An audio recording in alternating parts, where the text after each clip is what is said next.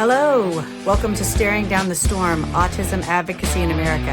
I'm your host, Tabitha Ziegler. It's, and that's sort of, I hear a lot of my story in yours. In that I've been married, like I said, for 20 years. And we just had our anniversary a few weeks back. And as my son has grown up and he's been diagnosed and we've worked with him so hard on all these things, it became very clear to me very quickly, he's thinking about these things the same way that I do. I would just ask him, hey, I know you just got in trouble for something like this, X, Y, or Z, but were you thinking about it in this way and that's why you said or did what you did? And he's like, yeah. And it's, so he and I are different in many ways, but exactly the same in, I've never been officially diagnosed, I've never been officially tested, but in the way that our autism seems to manifest itself. Because there's no way in the world at this point in my life, looking back, looking at the job that I do now, the jobs that I've done previously, the people I work with, the kid that I've been raising, there's no way it's no doubt in my mind that I am on the spectrum somewhere. And I think a lot of adults like us are finding that because 30 years ago when we were my kids' age, there was nothing. There was nothing testing.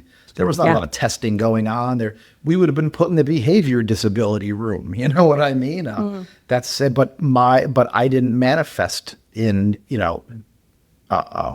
in breaking rules or the way running around doing that kind of stuff. The older I get, the more I feel like I have ADHD because I can't focus on anything very long. But when I was a kid, I was a rule follower, and I still am. But, so the way I manifested it was if the teacher told you to sit down and shut up, you did exactly that. Because as long as you followed the rules, you wouldn't get in trouble. And our students here are so much like that too. They're either rule followers or they're rule breakers. And when I say rules, I mean, the rules that society and institutions put on us. Well, are they actually breaking the rules? I don't feel like they are. They're just thinking about it and doing things in a different way. But I think we have a similar journey in that I've kind of come to notice these tendencies in myself, and it's made me a more patient person with my own kids, with the students we have here, all that kind of stuff. And it's something that I also try to teach to our families when they come and drop their student off too. Like, you've been struggling for a number of years. And, we talk about it frequently that, how come this parent is being difficult about something, or they're not understanding where we're coming from. And then we stop and think, well, maybe they're not getting it because the same reason their kid doesn't get it. Well, and there's such a stigma too. I actually, my mom doesn't even know yet. I just recently told my dad. I was very much, I think especially in Indiana, especially in farming community, things like that, like Indiana has a very dirty history with not being kind to people that are different. And so I think my family acknowledged that. And if there was anything that seemed a little different about any of us, then they probably just did like a deep dive on teaching us those skills. So I also was very much a rule follower. I wanted to do well. I was the first grandkid on both sides. Like there was this big push to go to school. I was like, hit the books, do everything you're supposed to do. Not necessarily like be the best at everything, but like try your hardest, do your best. I had major burnout and the amount of anxiety. Whoa. Like by the time I got into college, I was such a perfectionist. Like I said, I'm not saying that I was the best, but just like the taxation that I put on myself to do the things. It's unsustainable. And so then later in life, like you learn all these skills, right? What I'm finding now that I just stumbled in because of a lot of the things that I'm doing, through a lot of failure, I learned to start to give myself permission. And the amount of time that late diagnosed autistic people spend on fitting in the box, doing everything you can to be this person, to be in the box of society. when you stop doing that, or if you don't have to do that, or if someone finally gives you permission to say, listen, you don't have to do that. Like the amount of energy you get back to pour into all the other things, I feel like a different person. Yes. And I'm still not perfect and I'm still learning. Yep. But when I finally decided, okay, this stuff is not broken about me. Yep. I don't have it all figured out. I'm going to lead with vulnerability. Mm-hmm. What do I want to do? Like, I want to help people. Yeah. I want to make a better world for my children. I don't want them to have to fit into the box, waste their time, like just put all of their very curious abilities in a box to the side. No.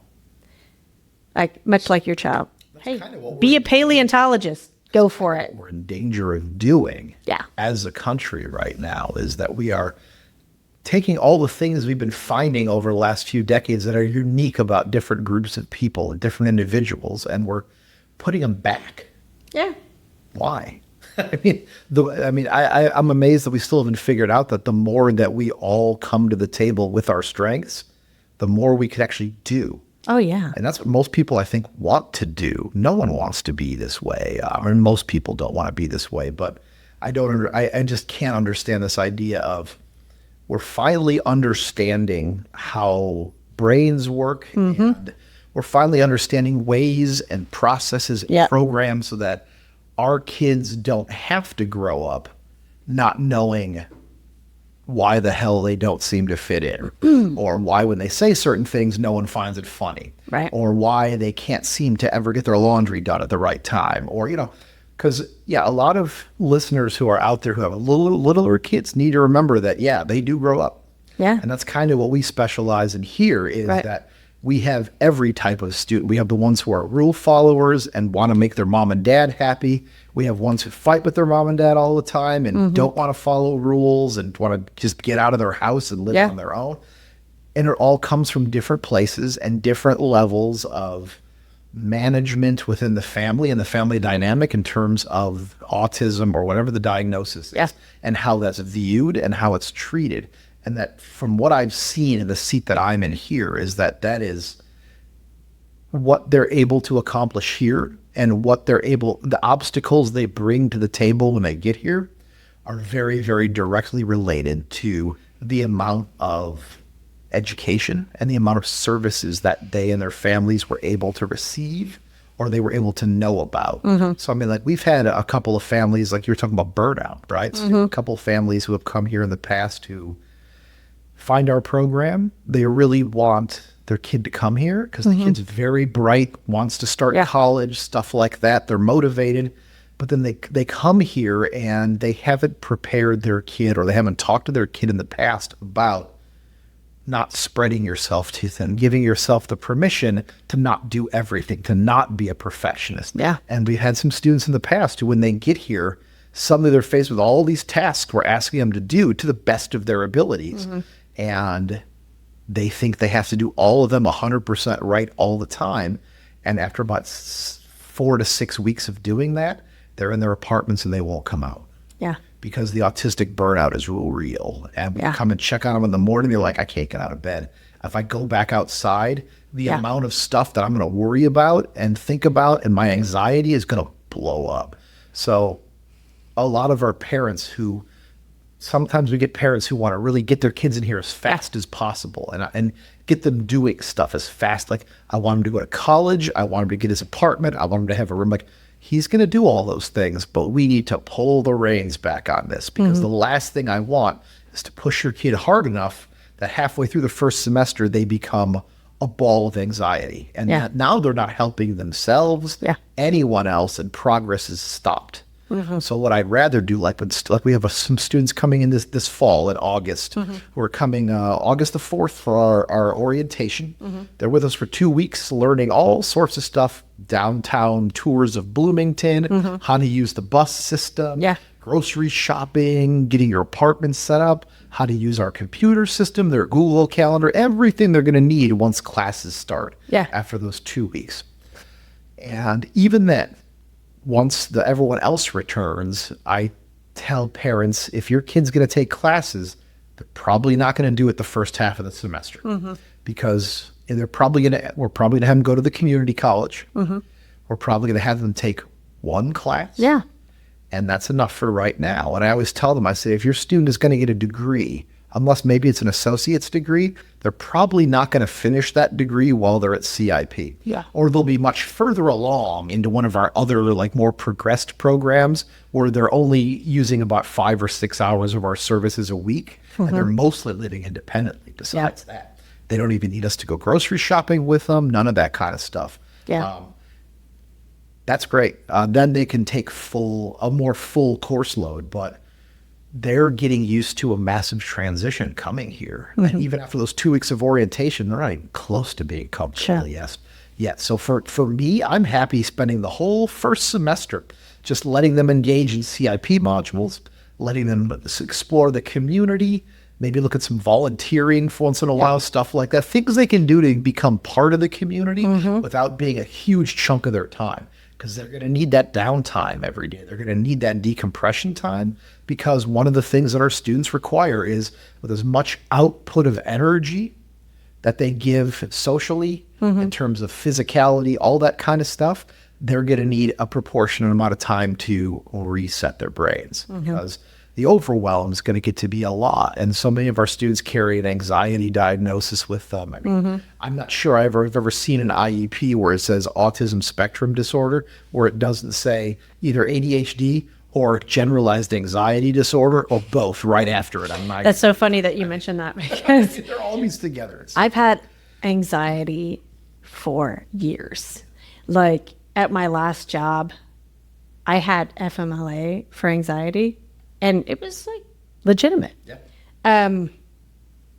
It's interesting now that I know that I have autism, because I didn't know the correlation between anxiety and autism. Yes. And now that I know that, I'm like, that explains a lot. So like, not just in businesses like yours and situations like yours, but especially in the workplace, like if you can make accommodations to people, like they would be that much more productive. If you notice someone, if anything seems a little off, little like out of character for someone, ask. Like, if you just extend that little bit of humanity, that little bit of friendship, that little bit of trust, like part of my autism, like I'm super friendly, kind of give the shirt off my back sort of person, but I observe people really closely. And if you show me through your words and your actions that I can't trust you, I won't come to you for anything. Like, and I'm finding that that's very common in autistic people, because it is really hard to navigate the world, and it's really hard to figure people out. And sometimes it takes a long time to get burned by people. But once you start to learn those lessons, you're really, really cautious with people, and you're watching like every single thing that they do to see if they're trustworthy. You find that's really common? We find it's very common, especially in female students. Our female students tend to be a little more perceptive in terms of picking up on those cues. Our male students can be very, very sort of just oblivious to a lot of that. We also deal with a lot of social naivete. So we do a lot of, like you were talking about earlier, about people being scammed, people being assaulted, things like that, trusting people and not trusting people. So we do an entire unit on just online safety and understanding scams and when we're supposed to give out information versus when we're not, and who's trustworthy and who's not, one of the warning signs and all that. Because some of our students will go out into the community here, go for a walk. There's a homeless person. Hey, do you have any money? Yeah, how much do you need? That kind of thing, you know? Or, oh, do you want me to go get you a hamburger? Like, come with me, you know? Let's not go doing that, you know? Let's not invite someone into our apartment or, you know, down the street to a restaurant if you don't know them, that kind of thing. I mean, I had a student this year say, so do you think $20 was enough to give him? I'm like, yes, it was. They're looking for $1 or $2. He goes, I had a 20, so I just gave it to him. It seems like he needed it. I mean, they're so loving. And our students are so loving and trusting. And I hate having to explain to them sometimes that there are people who don't want the best for you out there. And they're just looking out for themselves sometimes. And we do a lot of safety training like that. That's social awareness. Seems to be very, very prevalent among our male students, especially. Yeah. It's interesting, though, because being part of the LGBTQ plus community, the roles sometimes are a little different. Yeah. And that's it. What you're taught when you grow up normally is primarily just like heterosexual coupledom, whatever that may look like. Yes. And normally that means the man is the breadwinner. He's kind of the one in charge. The woman's supposed to be submissive. You're supposed to kind of feed in. You're supposed to do all the household things and baby stuff and whatever. I learned all that stuff. And then I ended up being with women. So because I normally had a stable job, I kind of then took on that role of like the man because of what I learned. Yeah. Because if there was a void somewhere, I then became a fixer. Yeah. And I'm like, right, okay, so the bills need to be paid. Either I make more money than you, or I'm the only one that makes money. So then I then should be the one to pay the bills and do the things or whatever. So even in a relationship, talk about burnout. Yeah. Because then I'm like, right, well, there's all these things that need to be done, and they have to be done, and no one's doing them, so then I have to do it. Like, that just makes rational sense, right? Well, apparently that's not like a good relationship. It's not a good balance of a relationship. No, it's not. Right? Yep. So I'm just now learning that. Yeah. I'm just now learning you can say no. Like, there's some things that aren't healthy. There's some things in a relationship like, no bueno. I was that type of person based upon how I was raised and the things that I was taught. I'm very literal. Yeah. So I was like, right, there's a bill that needs to be paid. I've got X amount on my checking account. Like, it didn't even occur to me. Like, of course, I would be a little irritated, angry about things or whatever. We would probably have fights. And I think I had, like, not fights, but arguments. Yeah. A lot of arguments about financial stuff because it was burdensome. And there was a part of me that was like, like, this is a big burden and I don't necessarily want to carry this whole burden. And then when I would try and have that conversation with my partner, it didn't always go so well. Yeah. And then at the end of the day, I just ended up doing the thing anyway. And then I was even more frustrated because I tried to talk. Mm-hmm. I tried to have a conversation. I tried to find a solution, and then it didn't work. And then I still had to do the thing. And then I was even more angry. Yep. Not at the person, but I was like, why can't I find the words, or why can't we come together to make a joint decision that is like mutually beneficial? Because I feel like I'm holding the bag and I don't like holding the whole bag. Like, I'd like to relax a little bit. Yeah. I have come to that very recently myself. Oh, yeah? And it's been in terms of just stuff around the house. Yeah. And that's something that, again, therapy helps. I've talked to my therapist about this, and she's led me to understand that, I can't just say no, but I have a wife and 2 teenage boys in the house who are perfectly capable of cleaning up after themselves. Right. It doesn't need to be me who fills in all those gaps like you were talking about. Mm-hmm. I can make the choice to say, I could go pick them up right now, or I can just walk by one of them and say, make sure you clean the kitchen in the next couple hours, please. I'm kind of getting tired of looking at it. Yeah. And then I come back and it's done. Mm-hmm. You know what I mean? So being able to delegate those things, because I was taught that way as well. And this makes me go back and think that if there had been autism research back when I was a kid, they might have caught my mom too. Because she was very, very focused on that kind of stuff too. Like, if no one else is going to get up and do it, I just need to get it done. Because there's an amount of stuff we have to get done, and it has to happen. Yeah. It's that rigidity, and we fight that in our students all the time.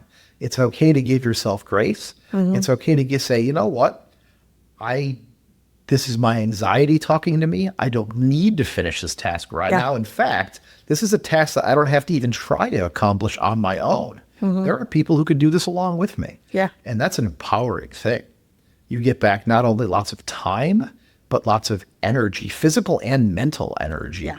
And you get back sanity. Yeah. You get to stop in that perspective taking, that I'm not the only person here who can handle this. Yeah. I can ask for help. Well, incredibly difficult to get to, but when I did, it helped. speaking about asking for help, I know we talked about this. You got your notebook out. I know I got my notebook out again because I wanted to talk about something. It's a little sad, but as far as like asking for help, it's a sad thing, but something good, sort of good came out of it. So I was a flight attendant for a long time. Oh, yeah. And I know a lot of people that are still flight attendants, and a lot of people that I was friends with, well, still friends with, but coworkers, are starting to now find out what I'm doing, and that, maybe not that I have autism, but that my kids have autism, and I do a lot of stuff in the space and whatever. So a friend of mine messaged me not too long ago and was asking for help because they had a nonverbal autistic boy on their flight, and the father had been deported like recently with all this stuff going on. And the little boy's tablet had run out. Tablet had died. Wasn't speaking. Seemed kind of irritated. And, they just weren't quite sure what to do. So I was giving some tips back and forth about, hey, like, try this, try that. And that conversation, like, it ended up being good. The kid got passed off to his father wherever they were going. But the mother had stayed behind to wrap things up so that she could then go and join the family. And I was happy to help. I was glad that I could help. I was glad that I got the message that he thought to message me. The crew did an excellent job, like, handling that. I will say most flight attendants are pretty compassionate that way, especially with kids like that. But I got to thinking about my own little boy that's nonverbal. And I thought to myself, like, I've traveled a lot. I've traveled with my kids. I cannot even imagine the anxiety of that child or of these parents that are put in a horrible, desperate position. And this poor little boy who can't speak and is having trouble, just probably sensory overload and all that, just put in a horrible set of circumstances. And like the type of things that we do, right? Like, I don't know. I just wanted to talk to you a little bit about that because we speak about independence and what we want for our children. And we're working so hard, like you and I, just as people, trying to make sure that our children have the skills to do the things. And then these parents are probably trying to do the best that they can with what they're given. And then something like that happens, and then they're flung into extenuating circumstances, really for no reason whatsoever. I mean, I don't know the full details on everything that happened, but based upon current events, I'd say, this guy's probably not a serial killer. And so now you have this little boy that's having to travel by himself, navigate airports and all that sort of thing, and doesn't speak. And my heart just broke. And I just wanted to talk to you about it because you're another parent and you've traveled with your kid, and, you help people like develop their skills to be able to function in the world. And, it was just something that was laying on my heart. And I was like, I need to talk to some other autistic parent about this, because besides breaking my heart, I was infuriated. Like my whole soul was on fire because I was like, you know what? Like, of all the horrible things that I've heard, which there are many, this poor little kid, this poor little defenseless child, this poor little defenseless, probably brown child. It's, here we teach a lot about interdependence, which is the fact that independence is great, but when you're an adult, you actually have to be interdependent on others, because some people in the community do things that you can't. Some people in your family do things that you can't. It's all about relying on people for certain things and then being independent for other things. But I would hope that the airline, and it sounds like they don't, because they were texting you mid-flight about what to do with this poor kid, would have some sort of nonverbal autism training. No, they don't have that. I'm sure they don't. I mean, we've got all kinds of training, and like I was flight attendant for 17 years. And there are those of us that went the extra mile. And I will say my friend that texts me is one of those people. Like, we used to be in the French base together. So we spent a lot of time together. Flight attendants are very resourceful. So I'm very certain that's why he messaged me. because when you have things like that happen mid-flight, you get pretty creative. You have to. You've only got a certain amount of things you can do inside of that tube flying through the sky. Right. So, but you're right. It's like, if you're going to start to deport people this way, and then you're leaving children behind and stranded all over the place, or they're having to travel. Yeah.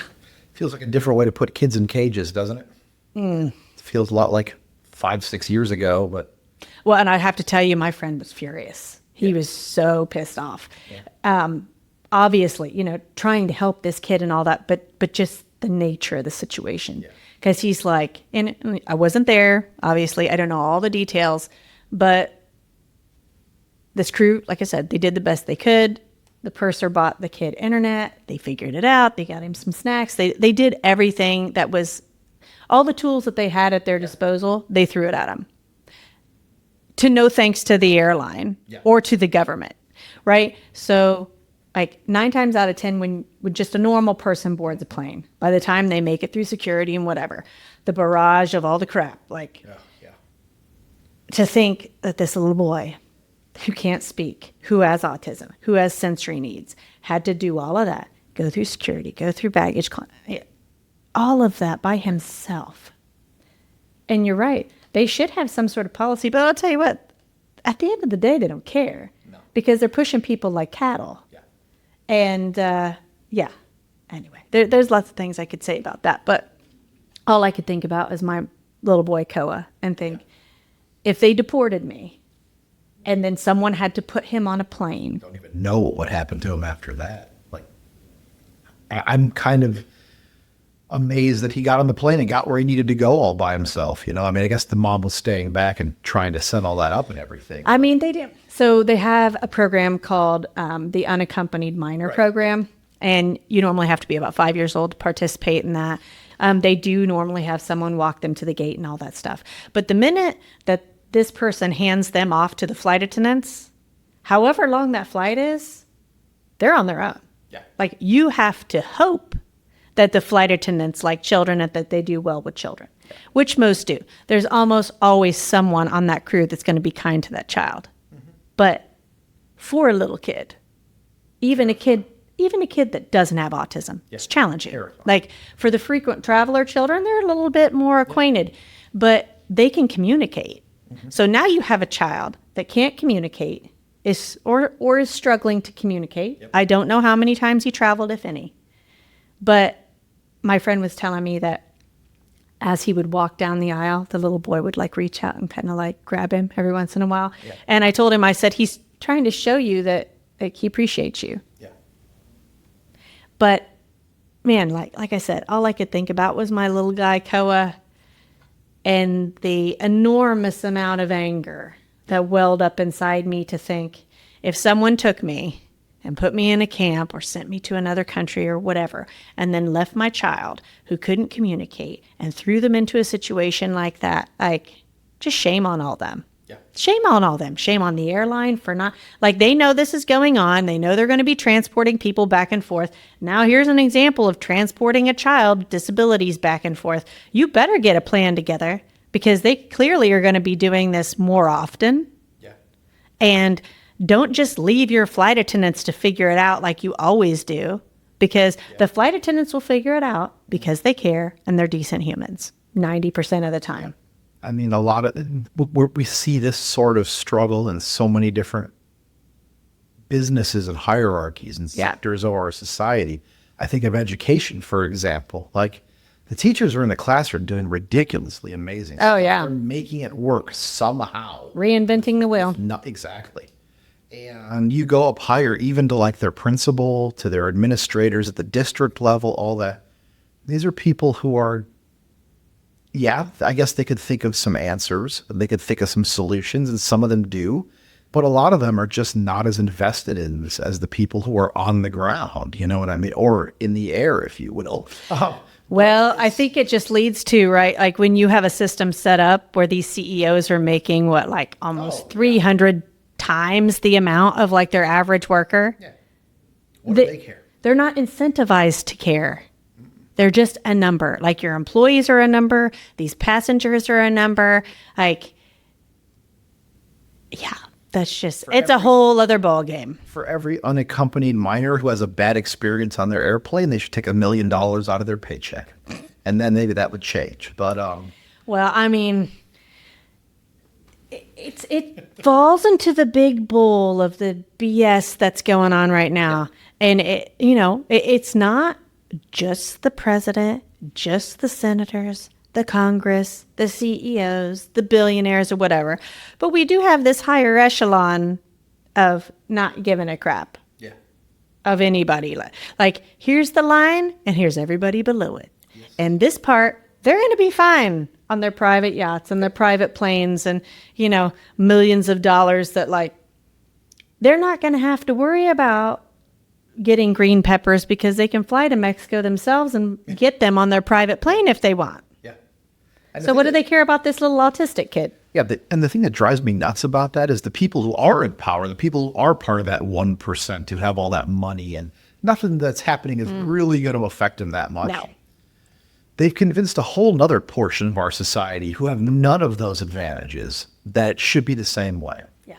So they're like, oh, whatever. These are the people who are complicit with things like taking away funding for ABA. Yeah. It's not part of my experience. I don't want to have to deal with it. So my whole point or my whole thought on this whole airplane thing and with the flight attendant is, thank God we have people like the flight attendant. Right. You know what I mean? Thank God there are people who usually work in boots on the ground. They're right there in the trenches. Yeah. Thank God for these people who work outside in the center here with me. They put in the time and they have the compassion to reach out and make a connection with a person. Because that poor little boy was probably terrified. Yeah. And he kept coming up and squeezing that flight attendant's hand because we're talking a lot today about finding your people. Yeah. And every person on the spectrum is craving to find their people. Once they do, they'll finally have someone that understands them better than most people have in the past. And like we've been talking about, all these different examples, once you find your people, once you are comfortable, this is just education 101. Yeah. A child cannot learn unless they feel safe. If that kid's living in their car, only getting one meal a day at school, doesn't sleep well at night because their parents are fighting or there's gunshots outside or whatever it is, they don't care about school. All that school is to them is a place to sleep and a place to eat where they're pretty sure no one's going to hurt them. You know what I mean? So when I was a teacher, you build that trust. And once you find your people, I would have students come by every day, like during my lunch. Hey, can I talk to you about something? Something's going on. It's really bothering me. You become those students' people. Here in our center, we become their people. Yeah. That little boy, the flight attendant, became his person. So he's squeezing his hand just because every once in a while, we need that anchor to our people. You're still there? I'm going to give you a squeeze just to make sure you're still there. Yeah. Now I'm going to go back to this scary situation that you're, by reaching out and helping, made it bearable for me. Because there's someone else on this plane that's on my side. Yeah, I'm probably going to have my friend come on so he can talk about it in more detail because, I think it'd be important to talk about it. But besides that, speaking about, not so great circumstances, like these flight attendants have been in contract negotiations for years and they are sleeping in airports because their hotel accommodations are not coming up. Or, they don't have transportation. So a lot of times when you board these flight attendants are getting minimum rest. Yeah. Their pay level may look good on paper, but by the time they're driving, they're putting gas in their car, they're not even getting paid until the plane pushes back all that time in the airport that you see them walking around with a coffee or whatever. They're not getting paid. Well, some airlines are different. But there are a few that they don't get paid until literally the brakes are released on the aircraft. But all that time before, they are still in uniform representing the company so they can be reprimanded during that time. Oh, good. Yeah, so if anything happens during that time that they're not being paid, they can be reprimanded for it. All right. That seems terribly unfair. Right? And then, so they're underpaid, they don't get a lot of sleep, they will reduce their hours of sleep, Some of them are sleeping in airports. Some of them are sleeping in the airport lounges and things like that so that they can make their flight. Some of them are flying in from a different location because it's common for flight attendants to not live in base. Right. Some flight attendants are traveling from Europe or Asia to come to the U.S. to start their flights. Yeah. Some are coming in a day early, a couple days early, sleep in the airport or whatever. So when you see these flight attendants in the airport in uniform, you may not even realize what they've encountered just to be there, to then get treated like crap by their airline, still put on a brave face, still help these people. Like, the general public has no idea what flight attendants go through. And the fact that 90% of these flight attendants can still get on a plane with a smile, serve your Cokes, which I hate that. I always hated it when people say, oh, all you do is serve Cokes. No, like, part of the flight attendant training is like, you have to heave your body into a life raft from the pool, or that's how I had to do it.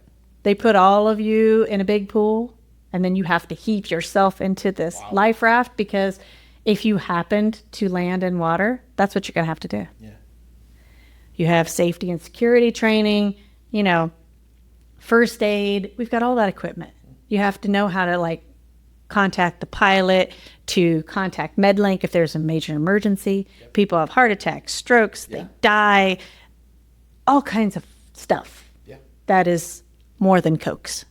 So, that's my little homage to the flight attendants. Keep doing your good thing. And those of you that are being good humans, bravo. Yeah.